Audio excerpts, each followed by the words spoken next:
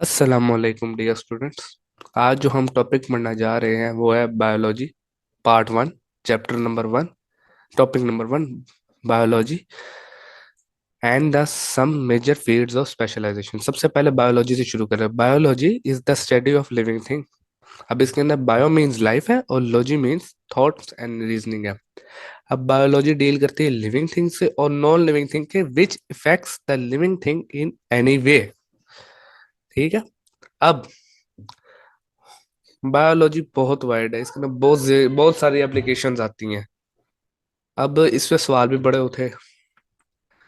Biology क्या है, जिंदगी क्यों वजूद में आई, जिंदगी क्या है, इस तरह के सवाल उठे। इसके ऊपर जिंदगी कैसे वजूद में आई, इस पे एक बिग बैंग थ्योरी भी दी गई थी।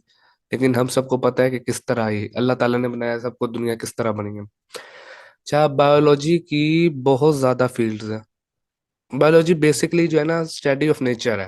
इसकी फील्ड्स के अंदर आती है ecology, embryology, physiology, morphology, palaeontology, histology, evolution, genetics, microbiology, molecular biology, flash water, marine, parasite, human biotechnology, बहुत सारी हैं। अच्छा, काफी सारी आ जाती हैं इसके अंदर। अब हम उनमें से चंद एक जो है ना वो पढ़ेंगे। पहली है जी जो हमारे पास यहाँ पे लिखी हुई है वो है इन्वायरमेंटल बायोलॉजी। अब इन्वायरमेंटल बायोलॉजी क्या है? Study of organism in relation to their environment. इसके अंदर ऑर्गेनिज्म का ऑर्गेनिज्म इंटरेक्शन आ जाता है और ज्यादातर ह्यूमन एक्टिविटी से रिलेट करना। मिसाल के तौर पर एक मुआशरे के अंदर जैसे आप हैं, आपका कोई दोस्त रखता है, आपका इंटरेक्शन होता है, आपकी दोस्ती है, दुश्मनी है, किस तरह आप बात करते हो, किस तरह नहीं करते, क्या होता है, ये सब इन्वायरमेंटल बायोलॉजी के अंदर आता है। आपका इंटरेक्शन ऑर्गेनिज्म का ऑर्गेनिज्म से उसकी माहौल में इंटरेक्शन होना इन्वायरमेंटल बायोलॉजी में आता है। दूसरा है molecular biology. Molecular biology biology के ब्रांच है जो स्ट्रक्चर ऑफ ऑर्गेनिज्म से डील करती है। उसके अंदर द सेल, उसके सेल्स होते हैं, ऑर्गेनेलीज होते हैं और मॉलिक्यूलर लेवल होते हैं। आगे पढ़ेंगे मॉलिक्यूल्स। एटम एटम से ज्वाइन होता है, मॉलिक्यूल बनता है, स्टेबल होता है, जिस तरह H2 है और C है, कार्बन है या CO2 है, ये मॉलिक्यूल्स है। CO2 तो कंपाउंड है ना, कार्बन, C मॉलिक्यूल। अब उसके बाद ये जो है ना मिलके बनाते हैं ऑर्गेनेली। ऑर्गेनेली क्या होती है? Endoplasmic reticulum, ribosome, nucleus, centrioles, microtubules, microfilaments, vacuoles, smooth rough endoplasmic reticulum, cytoskeletons, plastids, ये सारी चीजें ऑर्गेनेली होती है, यानी सब सेलुलर स्ट्रक्चर जिससे मिलके एक सेल बनता है। और सेल, सेल क्या होता है? सेल होता है basic structure of life. Cell,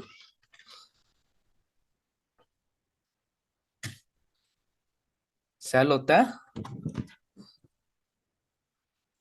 cell is the basic structural and functional unit of life. Cell is the basic structural and functional unit of life.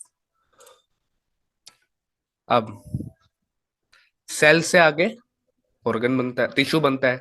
Similar tissue combine होकर organ बनाते हैं, organ से organ system, organ system से individual, individual से population, population से community, community से biosphere. ये अगले टॉपिक में सारा बताऊंगा।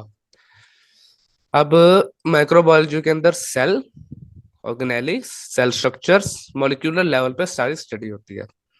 अब इसके बाद है माइक्रो, हमारा एनवायरमेंटल हो गया, मॉलिक्यूलर हो गया। अब है माइक्रोबायोलॉजी की बारी। अब माइक्रोबायोलॉजी क्या होती है? माइक्रो ऑर्गेनिज्म की स्टडी, जिसके अंदर bacteria, viruses, protozoa, microscopic algae और फंजाई की स्टडी होती है। अच्छा, अब बैक्टीरिया यूनिसेलुलर होता है, इसकी स्टडी होगी। वायरसेस ए सेलुलर कंपाउंड है, लिविंग के अंदर नहीं आते, लेकिन जो इनकी वो होती है ना, रिप्रोडक्शन, रिप्रोड्यूस होते हैं, अगर वो सेल के अंदर आते हैं, सेल की बायोसिंथेटिक मशीनरी इस्तेमाल करके होती है, इसकी स्टडी होती है। प्रोटोजोआ की स्टडीज होती हैं। अल्जाई और फंजाई की स्टडी होती है माइक्रोबायोलॉजी के अंदर। फ्रेश वाटर बायोलॉजी, ताजे पानी के अंदर जो मछलियां रहती हैं, मिसाल के तौर पे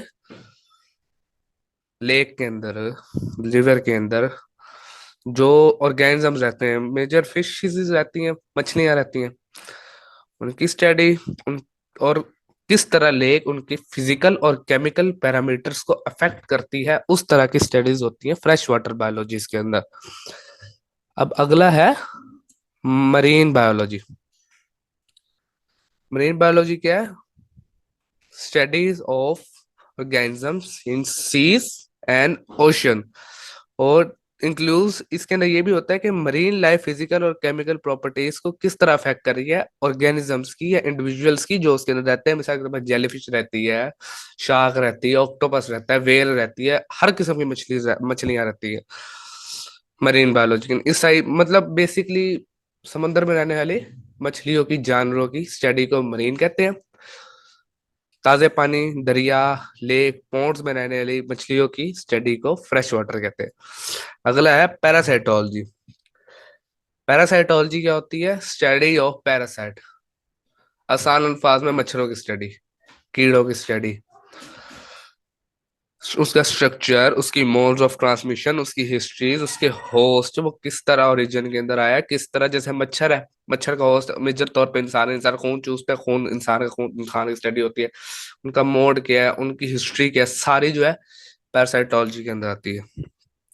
अगली है human biology. Human biology it deal with the study of man, उनके form and structure, anatomy, morphology, evolution, genetics, cell biology, ecological study. Anatomy internal structure की स्टडीज होती हैं। मॉर्फोलॉजी की मॉर्फोलॉजिकल स्टडीज होती हैं उनकी। एवोल्यूशन का, एवोल्यूशन किस तरह हुआ, सेकंड ईयर के अंदर चैप्टर है एवोल्यूशन, उसके अंदर दो थ्योरीज है, एक नेचुरल सिलेक्शन है, एक आर्टिफिशियल सिलेक्शन है। नेचुरल सिलेक्शन ये है कि इंसान अपनी मौजूदा हालात के अंदर जिस तरह हुआ है उस तरह पैदा हुआ है, ये डार्विन की थी नेचुरल सिलेक्शन। और एक है आर्टिफिशियल सिलेक्शन जो लेमार्क ने पेश की थी, उसके अंदर था कि इंसान एवोल्यूशन के जरिए है, मतलब बंदर के जरिए इंसान बना है। इसने कहा था कि जो नस्ल है वो एक दरख्त की तरह है। एक दरख्त की एक जो मेन ब्रांच होती है, उसका जो कोर होता है वो एशियन थे हमारे, और ब्रांचें बढ़ती गई, दूर होते गए, एनवायरमेंटल बैरियर लगते गए, एवोल्यूशन होता गया, इंसान तब्दील होते गए। दरख्त की मिसाल दी, और उस तरह उसने कहा कि जिराफे की पहले गर्दन छोटी थी, उसने पत्ते खाना शुरू किए दरख्त पे, इस तरह उसकी गर्दन लंबी होती गई। फिर एक सवाल इस तरह उठा कि क्या ये इनहेरिटेड होता है? उसने कहा होता है। फिर इसकी उसके ऊपर ऑब्जेक्शन उठती है कि एक बंदा बॉडी बिल्डर है, उसके जब औलाद पैदा होती है वो बच्चा बॉडी बिल्डर नहीं होता, वो आम बच्चा होता है, मतलब इनहेरिटेड नहीं होती। एवोल्यूशन इस चीज को कहते हैं। और जेनेटिक्स जीन की स्टडी होती है। सेल बायोलॉजी सेल्स जो ऊपर हमने पढ़ा है कि किस तरह सेल है। और इकोलॉजिकल स्टडी एवोल्यूशन एवोल्यूशन में ही आती है, ये भी मतलब एशियन स्टडी। तो ये होगी पैरासाइटोलॉजी और ह्यूमन बायोलॉजी। अब जो अगली है वो है सोशल बायोलॉजी। मैं लिख देता हूँ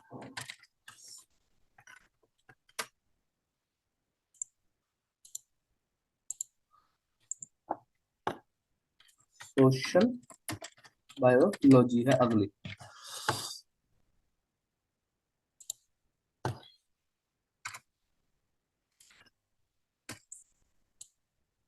सोशल बायोलॉजी है अगली। अब सोशल बायोलॉजी क्या होती है? This is the branch of biology which deal with the study of social behaviour and communal life of human being. आम अल्फाज में माशरती जिंदगी, एक बंदे का दूसरे बंदे के साथ बर्ताव कैसा है, दोस्ती, माहौल, ये सारी चीजें सोशल बायोलॉजी के अंदर आती है। आखिरी पॉइंट जो मुझे बड़ा अच्छा लगता है वो है bio technology.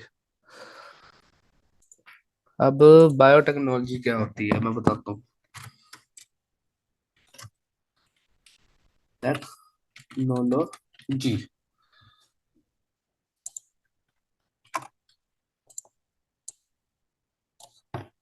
Biotechnology it is the use of living organism system और processes to benefit other organism.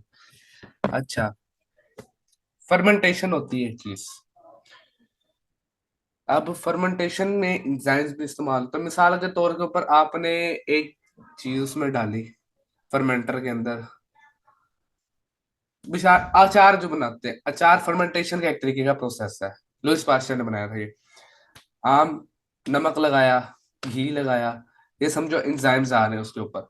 नमक, उसके ऊपर इंजाइम्स है, उसको सुखाया, धूप से सुखाया, इंजाइम ने असर किया, रिएक्शन फास्ट हुआ, तेल डाला, अचार बन गया। अचार प्रोडक्ट है। हर चीज को वक्त के ऊपर डालना होता है बायोटेक्नोलॉजी के अंदर। अब इसकी एक और मिसाल है, जिस तरह वैक्सीन बनती है।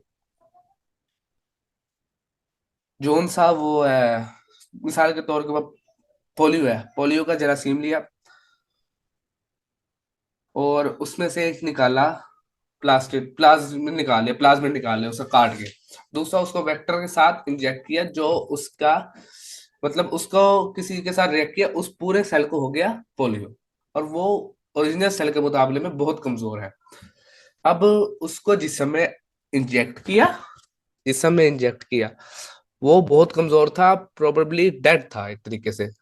व्हाइट ब्लड सेल ने उसको रिकॉग्नाइज कर लिया, किल कर दिया। अब उनको पता है कि पोलियो का जरासीम कैसा, अब ओरिजिनल पोलियो भी आएगा, उनको पता है कि इसके खिलाफ कैसे लड़ना है, उस तरह उसको लड़के खत्म कर देंगे। पोलियो जो वैक्सीन घर बनाने आती है, वो बेसिकली पोलियो वायरस ही होता है, लेकिन अपनी कमजोर तरीन शक्ल के अंदर। ये थी बायोटेक्नोलॉजी। अब ये इसकी कुछ मेजर फील्ड्स थी बायोटेक्नोलॉजी की, बायोलॉजी की। इससे अगला टॉपिक है लेवल ऑफ बायोलॉजिकल ऑर्गेनाइजेशंस, वो इंशाल्लाह कल पढ़ेंगे। खुदा निगहबान। खुदा हाफिज। अस्सलाम वालेकुम स्टूडेंट्स। जो टॉपिक हम आज पढ़ने जा रहे हैं वो है biology part 1 chapter 1, living world and time. ये बेसिकली यही बताया गया कि पुराने वक्तों के अंदर मुख्तलिफ ऑर्गेनिज्म या इंडिविजुअल ने मुख्तलिफ दौर के अंदर मुख्तलिफ जियोग्राफिकल टाइम के अंदर डोमिनेट किया। जैसे जुरासिक पीरियड में डायनासोर ने किया था, अब हम इस पीरियड के अंदर ह्यूमन कर रहे हैं डोमिनेट वर्ल्ड को। और किस तरह ह्यूमन एवोल्यूशनाइज हुई थी, वही बात है लेमार्क की जो पहले बताई थी कि एक ट्रंक है ट्री का मेन, उससे ब्रांचेस निकल रही है, शाखें निकल रही है डिफरेंट, और हम शाखें हैं, और एक ही एंसेस्टर था। और ये फॉसिल रिकॉर्ड भी इसको सपोर्ट कर देता है थोड़ा, कि इसी तरह के एवोल्यूशनाइज हुई है दुनिया, इस तरह का ये बता रहे हैं। अब इसके अंदर जो है पहला पॉइंट है फाइलाइटिक लाइनेज का। इसके अंदर ये बताया हुआ है कि जो है एस्टिमेटेड है 25,000 स्पीशीज ऑफ ऑर्गेनिजम्स है, जिसके अंदर से आधे से ज्यादा इंसेक्ट्स है, जिसकी परसेंटेज 53.1 है, vascular plant 17.6, animals 19.9, other than insects. Insects की परसेंटेज अगर मिला दे तो 53.1 प्लस 19.9, ये बन जाता है 54, देन 64, 64, 6, 73%। और बाकी फंजाई अल्जाई प्रोटोजोआ 9.4% बनता है। इसके अंदर ये बताया कि ये बेसिकली जो परसेंटेज है एक्सपेक्टेड है, वो 5 मिलियन से 30 मिलियन तक है स्पीशीज, जिसके अंदर से 2.5 मिलियन आइडेंटिफाइड हो गई हैं। अब इसके अंदर से 1.5 मिलियन एनिमल्स की है, और 0.5 मिलियन या पता नहीं 0.5 मिलियन प्लांट्स हैं, और 0.5 मिलियन दूसरे अदर ऑर्गेनिज्म, बैक्टीरिया वायरसेस वगैरह, मेरे ख्याल से इसी तरह थी। 5 लाख और 15 लाख है, इसी तरह है। और इनकी तरतीब बांटी हुई है। और इसके अंदर भी यही बता रहे हैं कि स्पीशीज जो है वो इवॉल्व हुई है, जिस तरह लेमार्क ने कहा था कि जिराफ है, पहले उसकी गर्दन लंबी नहीं थी, फिर वो उसने पत्ते खाना शुरू किए दरख्त से, लेकिन उस तरह उसकी गर्दन लंबी करती गई, और उसने कहा ये इनहेरिटेड है। लेकिन फिर डार्विन ने इसको गलत साबित किया कि इनहेरिटेड नहीं है। पाइलेटिक लाइनेज एक तरीके से लेमार्क की थ्योरी की से मिलती जुलती है। अच्छा, अब इससे अगला है बायोलॉजिकल मेथड के एक किस तरह एक साइंटिफिक लॉ बनता है। अब सबसे पहले दी जाती है ऑब्जर्वेशन। ऑब्जर्वेशन 5 सेंसेस होती है जो हमारी है, हेयरिंग, स्मेल, टेस्ट, टच और देखना। अच्छा, अब ऑब्जर्वेशन दो तरह की होती है, तो क्वालिटेटिव होती है क्वालिटी के लिहाज से, या क्वांटिटेटिव मिकदार के लिहाज से। अब जो क्वांटिटेटिव है वो बकायदा तौर के ऊपर मतलब एज है उसको क्वालिटेटिव के ऊपर, ओके, वो in terms of number record हो सकती है, क्वालिटेटिव क्वालिटेटिव जो है in term of number record नहीं हो सकती। इस ऑब्जर्वेशन से एक हाइपोथेसिस बनता है। हाइपोथेसिस क्या होता है? अ सपोजिशन और proposed explanation made on the basis of limited evidence as a starting point for further investigation. कोई भी आपने चीज ऑब्जर्व की, उसको अपने अल्फाज में बयान कर दिया, पक्की नहीं है, और उसको फर्दर इन्वेस्टिगेशन करनी है। अब उसकी उसकी फर्दर इन्वेस्टिगेशन करेंगे। इसके मुख्तलिफ किस्म के, अब जो हाइपोथेसिस है ना, दो तरीके से बनती है। डिडक्टिव रीजनिंग जो जनरल टू स्पेसिफिक होती है, और इंडक्टिव रीजनिंग जो specific to general. Deductive reasoning की मिसाल इस तरह ले लें कि all birds have wings, sparrows is a bird, sparrow have wing. General से स्पेसिफिक पे गया, ये है डिडक्टिव। अब आ गया इंडक्टिव, वो जाते हैं स्पेसिफिक टू जनरल से। मतलब एग्जाम्पल, स्पैरो हैव विंग्स, और स्पैरोज आर बर्ड्स, और all birds have wings. Sparrow wings, sparrows are bird and all birds have wing. ये इंडक्टिव। डिडक्टिव रीजनिंग से पहले वाले की एग्जांपल ये भी बन सकती है कि all plants do photosynthesis in sunlight, in light, and if plants are taken to dark तो वो फोटोसिंथेसिस नहीं कर सकेंगे, ग्लूकोज नहीं बनेगा, एंड प्रोडक्ट ग्लूकोज नहीं बनेगा फोटोसिंथेसिस का। डिडक्टिव के अंदर ये भी आ सकता है, और इंडक्टिव की वही general to specific to general जाती है। अब थ्योरी, थ्योरी क्या होती है? Hypothesis protected by a series of experiment. एक हाइपोथेसिस है, उसके वेरियस एक्सपेरिमेंट किए गए हैं, और वो उन सारे एक्सपेरिमेंट्स पे पूरा उठती है। जिस तरह मलेरिया का आपने नौवीं या पता नहीं 10वीं क्लास में पढ़ा, 9वीं क्लास में पढ़ा था, उसका उसने किया था कि पहले गंदे पानी से हुआ, वो नहीं हुआ, फिर मच्छर हुआ, मच्छर से परिंदे को कटवाया, परिंदे को मलेरिया हुआ, फिर इंसान को कटवाया, इंसान को मलेरिया हो गया, उसको पता चला मच्छर से मलेरिया होता है, फिर उसकी एंटीजन बनाई। इस तरह उसने थ्योरी बनी, और वो टेस्ट पास करती गई। अब थ्योरी भी गलत साबित हो सकती है। कुछ हरामजादे इस तरह होते हैं साइंटिस्ट, वो तो कहते हैं हमने गलत करनी है, उनकी अना का मसला बन जाता है। लेकिन अगर वो थ्योरी वो गलत नहीं कर पाते तो वो एक साइंटिफिक लॉ बन जाता है।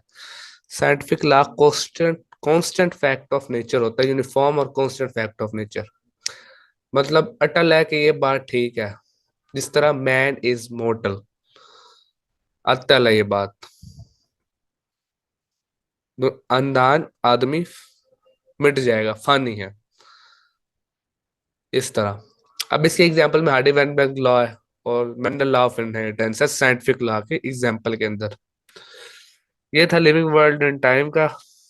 उम्मीद है समझ आई होगी। ना समझ आई हो या कोई कुताही हुई हो तो सवाल वगैरह आप कर सकते हैं, मुझ तक पहुंचेंगे तो मैं आपको जरूर उनका जवाब दूंगा इंशाल्लाह। अल्लाह हाफिज। रिकॉर्ड। अस्सलामुअलैकुम डियर स्टूडेंट्स। ये जो आज हम टॉपिक पढ़ने जा रहे हैं ये है बायोलॉजी, पार्ट 1, चैप्टर 1, इंट्रोडक्शन का लेवल ऑफ बायोलॉजिकल ऑर्गेनाइजेशन। अच्छा, अब जो है ना total number of elements periodic table के, वो है 92। उसके अंदर से जो मतलब इस्तेमाल होते हैं इंडिविजुअल के लिए वो सिर्फ 16 है। अब उन 16 में के अंदर से भी ना सिर्फ 6 ऐसे एलिमेंट्स हैं जो 99% बायोमास बनाती है टोटल इंडिविजुअल का। उसकी परसेंटेज लिखी हुई है सामने। ऑक्सीजन 65% है, कार्बन 18 है, हाइड्रोजन 10 है, नाइट्रोजन 3 है, कैल्शियम 2 है, फास्फोरस 1 है, और अदर ट्रेसेस अमाउंट के अंदर है, जिसके अंदर 1%, ये 99% है, और अदर आते हैं ट्रेसेस के अंदर। उन ट्रेसेस के अंदर मैग्नीशियम है, मैग्नीज है, जिंक है, कॉपर है, आयरन है, सल्फर है, पोटेशियम है, और भी काफी सारे हैं। और इससे ये जो है ना ये परसेंटेज एक इंडिविजुअल बनाता है पूरा। अब शुरू होता है ये सब कुछ सब एटॉमिक लेवल से। सब एटॉमिक लेवल क्या है? इलेक्ट्रॉन, प्रोटॉन और neutron. Electron, proton neutron, electron proton neutron मिलके बनाते हैं एक कंप्लीट एटम। एटम किसी भी चीज की बेस होता है, हर चीज एटम से बनी है। अच्छा, अब इस एटम से दो या दो से ज्यादा एटम कंबाइन होते हैं और बनता है एक मॉलिक्यूल। मॉलिक्यूल होता है एक स्टेबल स्टेबल चीज है। अच्छा, मिसाल के तौर पर hydrogen H2, oxygen O2, nitrogen N2, ये मॉलिक्यूल है। अब मॉलिक्यूल्स की भी दो टाइप है, एक माइक्रो मॉलिक्यूल है, एक मैक्रो मॉलिक्यूल है। अब माइक्रो मॉलिक्यूल होते हैं molecules having low molecular weight. इसके एग्जांपल के अंदर आ जाता है CO2, H2O। मैं इन सारों के आगे जो लिखा हुआ है इनके आगे एंड के अंदर खत्म करने से पहले एग्जांपल्स लिखूंगा, CO2 और H2। अब मैक्रोमोलिक्यूल क्या है? Molecules having high molecular weight. इसके अंदर starch, protein, lipids, carbohydrates, glucose वगैरह आ जाते हैं। ये हो गए मैक्रो और मैक्रो मॉलिक्यूल। अब इससे अगली चीज जो है वो है टिश्यू, सेल, ऑर्गेनेली। ऑर्गेनेली, अब ऑर्गेनेली क्या है? सब सेलुलर स्ट्रक्चर्स ऑर्गेनेली है। अच्छा, मिसाल के तौर के ऊपर एंडोप्लाज्मिक रेटिकुलम हो गया, mitochondria, ribosomes, nucleus, Golgi apparatus, cytoskeleton, centrioles, vacuoles, ये सारे सब सेलुलर स्ट्रक्चर्स है जिससे मिलके एक कंप्लीट सेल बनता है। ठीक है, और सेल क्या है? Cell is the basic structural and functional unit of life. हर चीज सेल से बनी है, सेल एटम से बना है और बाकी चीजें सेल से बनी है। अब सेल से बनते हैं tissue. Similar cell organise into loose sheets called tissue. अब टिश्यूज की एग्जांपल के अंदर आता है muscle tissue, cardiac tissue, phloem tissue, xylem tissue. हर टिश्यू अपना अपना फंक्शन परफॉर्म करता है। अब मुख्तलिफ किस्म के टिश्यू जो कि सेम फंक्शन परफॉर्म कर रहे हैं वो कंबाइन होके एक ऑर्गन बनाते हैं ताकि वो अपना जो फंक्शन है वो ग्रेटर एफिशिएंसी के साथ पूरा कर सके। अच्छा, अब ऑर्गन की मिसाल के अंदर आ जाता है स्टमक, फूड डाइजेशन। स्टमक क्या करता है? फूड की डाइजेशन में इस्तेमाल होता है। हार्ट, ब्लड पंप करता है। उसके बाद किडनी, ब्लड की फिल्ट्रेशन करता है और एक्स्ट्रा वाटर अब्सॉर्ब करता है। Liver, urea cycle. Brain, message receive करता है, स्टिमुलस रिसीव करता है, फिर अफेक्टर को मैसेज भेजता है, अफेक्टर का पूरा कोऑर्डिनेशन चला रहा होता है। ये वो सारे ऑर्गन है। अब इन सारे ऑर्गन को मिला के ऑर्गन सिस्टम बनता है और ऑर्गन सिस्टम से एक कंप्लीट इंडिविजुअल बनता है। अब इंडिविजुअल तो इंडिविजुअल भी फर्क होता है, ऑर्गन का नहीं, फिजिकली। मिसाल के तौर पे एक बच्चा A लेवल्स का है, फुल आशाइश के अंदर रहता है वो। दूसरा बच्चा फट्टे वाले वो टाट के स्कूल में पढ़ा है, अब्बू के साथ किसान में खेतों में काम भी कराता है। अब उसमें और आपके जिस्म में जमीन आसमान का फर्क है। उसकी माइटोकॉन्ड्रिया की तादाद मसल में ज्यादा है, उसकी सेल रेस्पिरेशन अच्छी हो रही है, तो वो फिजिकली आपसे स्ट्रांग है। दिल उसके पास भी एक है, किडनी उसके पास भी दो है, ब्रेन उसके पास भी एक है, आपके पास भी ये सब कुछ है। और क्वाइट पॉसिबल कि वो पढ़ाई में आपसे ज्यादा अच्छा हो सकता है, वो ज्यादा मेहनत करके। ये चीज पॉसिबल है, लेकिन फिजिकली वो स्ट्रांग होगा आपसे अगर आप ऐसी कोई एक्सरसाइज नहीं करते। मतलब इंडिविजुअल टू इंडिविजुअल चीज वेरी करती है। एक और इस तरह मिसाल ले ले, एक 10 साल का बच्चा, उसके मुंह पे कोई मूछें डाली नहीं है। 18 साल का बंदा, उसके मुंह पे मूछें डाल रही है, मुस्टैच और बियर्ड है उसकी।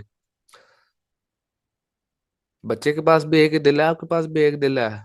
फर्क इंडिविजुअल टू इंडिविजुअल वेरी कर रहे हैं ना, एज से। इसी तरह इंडिविजुअल से इंडिविजुअल फर्क वेरी करता है। अब आती है population. Similar similar individual living in a place forms a population. एक तरह के लोग एक जगह पे लेके पॉपुलेशन बनाते हैं, आबादी। अब इसकी मिसाल इस तरह है कि 2017 के अंदर जो मुल्तान की पॉपुलेशन थी ना, वो थी 1.872 मिलियन। मुल्तान की पॉपुलेशन थी 1.872 मिलियन थी 2017 के अंदर। इस तरह और भी लोगों की पॉपुलेशन, लाहौर की पॉपुलेशन चेंज होगी, पूरे पाकिस्तान की पॉपुलेशन मिला के होगी। इस तरह पाकिस्तान की पॉपुलेशन चाइना की पॉपुलेशन के लिहाज से कम है, चाइना की ज्यादा है, वहाँ की पॉपुलेशन ज्यादा है, वहाँ पे अवाम ज्यादा है। अब इससे बाद आता है community, group of different population living together at the same place at the same time community बनाता है। कम्युनिटी की मिसाल के अंदर आ जाता है फॉरेस्ट। अब फॉरेस्ट क्या है? जंगल। जंगल के अंदर शेर भी रहता है, चीता भी रहता है, भेड़िया भी रहता है, भालू भी रहता है, सांप भी रहता है, हर तरह के इंडिविजुअल्स रहते हैं, एक साथ रहते हैं। कम्युनिटी है फॉरेस्ट। उसके अलावा लेक, मुख्तलिफ किस्म की मछलियां, फिशेस रहती हैं। कम्युनिटी है। अब कम्युनिटी के बाद आता है बायोस्फेयर। बायोस्फेयर क्या है? हमारी जमीन पर लिविंग और नॉन लिविंग जहां पे भी है वो बायोस्फेयर के अंदर आते हैं। Any place inhibited by organism इधर it is, if it is living और non living forms biosphere. Biosphere में आता है। अब बारी बायोम। ये मजे का है। Biome is a large regional community determined by climate. इसकी मिसाल ले लेते हैं, कनाडा में एक जगह पे बर्फबारी होती है और चोलिस्तान में एक बंदा रहता है रेगिस्तान में। दोनों वक्त आबो हवा मुख्तलिफ है। अब आप कनाडा वाले बंदे को एकदम उठा के चोलिस्तान ले आओ, गर्मी से मर जाएगा। चोलिस्तान वाले बंदे को कनाडा के बर्फ वाले इलाके में ले जाओ जहां से वो दूसरा बंदा है, वो ठंड से मर जाएगा। हर बंदा अपनी क्लाइमेट के लिहाज से सूटेबल होता है। इसकी एक और मिसाल है कि चोलिस्तान में गर्मी ज्यादा है, वहां पे कैक्टस नामी पौधा होता है, उसके स्टोमेटास जो होते हैं जिससे ट्रांसपायरेशन होती है वाटर की, वो पत्तों के नीचे लगे होते हैं ताकि पानी ज्यादा ना आ जाए। ये उसका क्लाइमेट है, उसने अडेप्ट किया हुआ अपने आप को। इस तरह वाटर लिया पानी में रहता है, उसके स्टोमेटो ऊपर है, खुले रहते हैं, वाटर ट्रांसपायर होता रहता है क्योंकि उसके पास एक्सेस वाटर है। इसी तरह कनाडा वाला जो बंदा है, कनाडा वाला, वो ठंड का आदी है। अगर उसको गर्मी में इतनी में डालोगे वो मर जाएगा। और वो चोलिस्तान वाला बंदा, वो गर्मी का आदा है, उसको इतनी ठंड में डालोगे वो मर जाएगा। ये बायोम है कि हर बंदा अपने क्लाइमेट के लिहाज से पहनना चाहता है, अपने क्लाइमेट के लिहाज से सुटेबल होता है। उम्मीद है समझ आई होगी। आज के लिए बस इतना ही, शुक्रिया। अस्सलाम वालेकुम डियर स्टूडेंट्स। आज जो टॉपिक हम पढ़ने जा रहे हैं वो बायोलॉजी पार्ट 1 चैप्टर नंबर 1 का सेकंड लास्ट टॉपिक है, biology and the services of mankind. इसके अंदर यही बायोटेक्नोलॉजी का बताया हुआ है कि use of living organisms to form things which are beneficial for human being. अच्छा, पहला पार्ट है जेनेटिक इंजीनियरिंग। जेनेटिक इंजीनियरिंग है the deliberate modification of the characteristic of organism by manipulating इस जेनेटिक मटेरियल। मिसाल के तौर पे ग्राफ्टिंग की तरीके से मिसाल दे देते हैं। देसी आम का दरख्त उगा है, दरख्त काटेंगे, उसके अंदर चौसे आम की तना डालेंगे, उसको लपेटेंगे रस्सी से। अब वो जो देसी आम का ट्रंक होगा ना, जो जड़ें होंगी, वैसे ही सब कुछ मिनरल्स वगैरह वाटर लेंगी और वो चौसे आम के तने को देंगी। इस तरह दरख्त बढ़ेगा और आम आएगा चौसा। ये जेनेटिक इंजीनियरिंग की मिसाल है। अच्छा, अब ट्रांसजेनिक प्लांट्स। ट्रांसजेनिक प्लांट्स होता है plants having foreign DNA incorporated in their cell. वही बात, ग्राफ्टिंग वाली, चौसा आम का तना आया, वो डला, उससे उगाया, मतलब डीएनए चेंज हो गया, फॉरेन डीएनए आ गया है एक सेल के अंदर। दूसरा, तीसरा क्लोनिंग है, production of genetically identical copies of by using asexual reproduction. ये भी सेम वही चीज है, प्रोडक्शन ऑफ जेनेटिक आइडेंटिकल कॉपिकल copies by using asexual reproduction. अब ये किस तरह होगा? तना निकला, एक तना चौसा निकला, दूसरा तना निकाला, दूसरे रख पे डाला, वो होगा। फिर उसका तना काटा, दूसरे दरख्त पर डाला। इस तरह चौक से आपको काफी सारे दरख्त लग जाएंगे। क्लोनिंग इस तरह मिसाल ले लो। Tissue culture technique. Tissue culture is the cultivation of plant cell tissue और organ specially forms and nutrients. इसके अंदर ये है कि एक सेल से, प्लांट के एक सेल से आप पूरा दरख्त उगा सकते हो। टिश्यू कल्चर टेक्निक है उसको उसके रिक्वायर्ड न्यूट्रिएंट्स मीडिया देख के। मिसाल के तौर पे क्या चाहिए होता है? नाइट्रोजन चाहिए होती है पौधे को, वाटर चाहिए होता है, और जो सॉइल्स के अंदर मिनरल्स होते हैं वो चाहिए होते हैं पौधे को। इस तरह एक सेल से पूरा दरख्त उग जाता है। Biological control, VIP short question है, लाजमी याद करना, आने के बहुत ज्यादा चांस है। Control by some living organism eg an aphid that attack walnut tree is being controlled by a pest that parasitize the aphid। इसके अंदर सीधा सीधा बताया हुआ है कि पेस्टिसाइड और फंजीसाइड्स जो होते हैं ना, पहली बात, फसलों पे डालो, ज्यादा इस्तेमाल हो जाता है, खराब हो जाती हैं फसलें। इंसान खाते हैं, दीगर बीमारियों में मुब्तला हो जाते हैं, अब्जॉर्ब हो जाते हैं पेस्टिसाइड ज्यादा वहां एक मिकदार के अंदर। और जो वहां पे होंगे ना इंसेक्ट्स जिसको पेस्टिसाइड मारता है, इतने ज्यादा इस्तेमाल से वो इसके आदी हो जाते हैं कि उनको फिर इसका असर ही नहीं होता। फसलें अलग खराब, और इंसेक्ट्स भी नहीं मार रहे। उसकी जगह उन्होंने तरीका निकाला बायोलॉजी का कंट्रोल। इसके अंदर ये है कि एक वॉलनट ट्री है, एफिड अटैक करता है वॉलनट ट्री को, मतलब अखरोट का दरख्त है, एफिड एक इंसेक्ट है, उसे खाता है। अब उन्होंने पेस्टिसाइड का इस्तेमाल करने की बजाय एक वैस्प छोड़ दिया जो एफिड को खाता है, जैसे पैरासिटाइज कर देता है, मतलब उसकी खुराक एफिड पे है। ना नुकसान दरख्त को हो रहा है, ना पेस्टिसाइड्स हो रहे हैं, ना इंसानी सेहत को नुकसान पड़ रहा है, और पैरासाइट से भी जान छूट रही है। अगला है integrated disease management, effective control of a particular disaster disease or all common disease of a plants can be achieved by using all the appropriate methods। कह रहे हैं कोई डिजास्टर डिजीज है, आम डिजीज है, जितने भी उसके तरीके हैं सही करने के सारे आजमा लो, कोई ना कोई तो चलेगा। इस मेथड को कहते हैं इंटीग्रेटेड डिजीज मैनेजमेंट। अगला है हाइड्रोपोनिक कल्चर टेक्निक। घर पे गिलास में आपने पौधा उगाना है, पौधा पानी में डाल दिया, बीज पौधा उगा के पानी में डाल दिया, मिट्टी में डाल दिया, उसको रिक्वायर्ड न्यूट्रिएंट्स देते रहे, पानी वक्त पे दिया, नाइट्रोजन वक्त पे दी, phosphorus sulphur potassium oxygen carbon जो जो उसकी जरूरत है उसको वक्त पे दिया, उस बोतल के अंदर पौधा उगाएगा। मेन चीज, जमीन नहीं उगाती पौधा, उसके अंदर के न्यूट्रिएंट्स उगाते हैं उसको पौधा, पौधे को। अगर आप वो बोतल में रख के हल्की सी मिट्टी डाल के उसको दे देंगे, फिर भी उगेगा।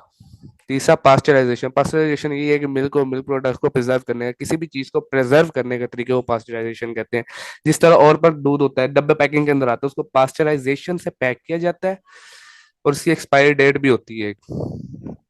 पास्चराइजेशन के मेथड से उसको मतलब प्रोटेक्ट कर दिया जाता है खराब होने से, वरना दूध बाहर रखो एक दिन के अंदर खराब हो जाता है। ऑयल पर का डब्बा कितने दिन बाहर पड़ा रहता है दुकानों पे, महीने महीने की एक्सपायरी डेट होती है, नहीं खराब होता है, पास्चराइजेशन की वजह से होता है। आगे है डिजीज कंट्रोल। अब इसके अंदर तीन मेथड है, preventive method, vaccination, gene therapy. Preventive method क्या है? हमें मालूमात देना कि आप इस बीमारी से किस तरह बच सकते हो और ये किस तरह फैलती है। मिसाल के तौर पे AIDS, acquired amino deficiency syndrome, HIV की वजह से, हेल्थ इम्यूनो वायरस से कॉज होता है ये।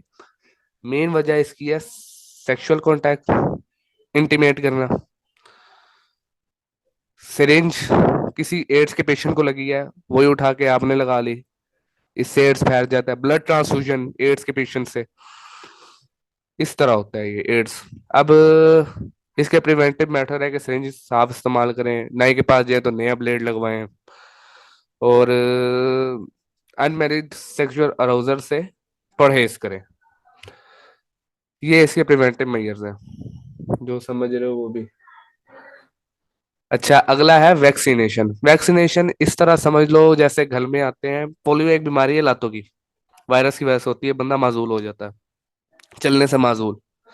अब इसके लिए घर घर आती है वैक्सीनेशन। वैक्सीनेशन बेसिकली होती क्या है? पोलियो का वायरस ऑलमोस्ट डेड स्टेट के अंदर ह्यूमन की बॉडी में इंजेक्ट करते हैं, व्हाइट ब्लड सेल आते हैं, वो वायरस इतना वीक होता है, नियरली डेड होता है, कुछ भी नहीं कर सकता, लेकिन व्हाइट ब्लड सेल उसको डिस्ट्रॉय कर देते हैं, खत्म कर देते हैं। फिर उनको पता चल जाता है कि इस तरह के वायरस से लड़ना कैसे है। पोलियो वायरस असल आता है, व्हाइट ब्लड सेल को पता है इसके वीक स्पॉट्स क्या है, इसको किस तरह मारना, उसी जगह पे हमला करते हैं, खत्म हो जाएगा इस तरह पोलियो खत्म। कोरोना की जो वैक्सीन बनी है सेम यही चीज है, कोरोना वायरस लिया, ऑलमोस्ट डेड स्टेट के अंदर उसको रख दिया, बॉडी में इंजेक्ट किया, व्हाइट ब्लड सेल ने उनको मारा, वीक स्पॉट पता चला, एक्टिव कोरोना आया, व्हाइट ब्लड सेल आए, खत्म कर दिया। इम्यूनिटी भी इसके ना बहुत बड़ा हाथ होता है इसका। अगली है जीन थेरेपी। अब जीन थेरेपी तीन तरह की, एंटीबायोटिक दवाइयाँ, रेडियोथेरेपी रेस से एक्सरेज वगैरह, और कीमोथेरेपी। ये होती है कैंसर से बचाव के लिए मेडिकल ट्रीटमेंट होता है, मुख्तलिफ किस्म की मेडिसिन लगती है, लेकिन सारे एक काम करते हैं कि जो कैंसर होता है ना, उसको फैलने से रोक देते हैं, खत्म कर देते हैं एक तरीके से। अब पहला एंटीबायोटिक्स है दवाइयों के जरिए, बैक्टीरिया से एंटीबायोटिक बचाते हैं, जैसे पेनिसिलिन था, उसने वार वाउंड्स सही करने में बहुत बड़ा हाथ किया, वरना कार्बोनिक एसिड था, वो व्हाइट ब्लड सेल खत्म कर देता था उससे ज्यादा। रेडियोथेरेपी है कैंसर के ऐसे ऐसे इलाज करना, जैसे आपने मेरे ख्याल से 10th में पढ़ा भी होगा, आयोडीन 131 था, वो उसकी रेस से या एक्सरे से खत्म कर देते हैं कैंसर सेल्स को, कैंसर सेल्स को। ये होती है रेडियोथेरेपी। आगे इंटीग्रेटेड डिजीज मैनेजमेंट, ये भी बहुत इंपॉर्टेंट डेफिनेशन है, इसको भी देख लेना। Combating disease utilising all method as and when required and ensuring a participation of community in this program is known as integrated disease management. अब अगला है clone. Clone defined as a cell और individual all its sexually reproduce offspring. Clone यही है कि grafting वाली मिसालें ले लेते हैं, तना निकाला, तने काफी सारे बन गए, अब उनको काट के अलग अलग दरख्त पे लगाया, दोबारा उगेगा, काफी सारे तन बन गए, सारे चौसा आम के तने हैं, उनको काट के अगली जगह पे लगाओगे, फिर चौसा आम, ये सारे क्लोन बन रहे हैं। ए सेक्सुअल रिप्रोडक्शन होती है ना उसके अंदर, प्लांट्स के अंदर सेक्सुअल तो रिप्रोडक्शन नहीं होती, प्लांट्स के अंदर ए सेक्सुअल रिप्रोडक्शन होती है। अब आपका जो अगला टॉपिक है उसका नाम है, वो इतना कोई खास नहीं, उसकी सिर्फ एक डेफिनेशन है, उसका नाम क्या है, protection and conservation of environment है उसका नाम। इसके अंदर दो है, एक तो स्पीशीज की डेफिनेशन याद कर लेना, वो है कि मतलब a species is a group of organism that reproduce individually forming offspring, ये स्पीशीज की डेफिनेशन। और एक इंडेंजर्ड स्पीशीज है, कौन सी स्पीशीज एक्सटेंशन के करीब है। मिसाल के तौर पे पाकिस्तान के अंदर इंडस डॉल्फिन है और एक शीप है, मार्कोपोलो शीप, ये दो हैं, ये चीजें हैं, ये इंडेंजर्ड स्पीशीज के हैं। ये दो डेफिनेशन मशहूर है, स्पीशी और इंडेंजर्ड स्पीशीज। बाकी याद कर रहे हैं एक्सटेंट एनिमल कौन से, पहला चैप्टर इख्तिताम पजीर होता है। अगर नहीं समझ आया तो जिस मुझे आप अपने सवाल फॉरवर्ड कर दिएगा, मैं जरूर उनके जवाब दूंगा इंशाल्लाह। खुदा नेगबान।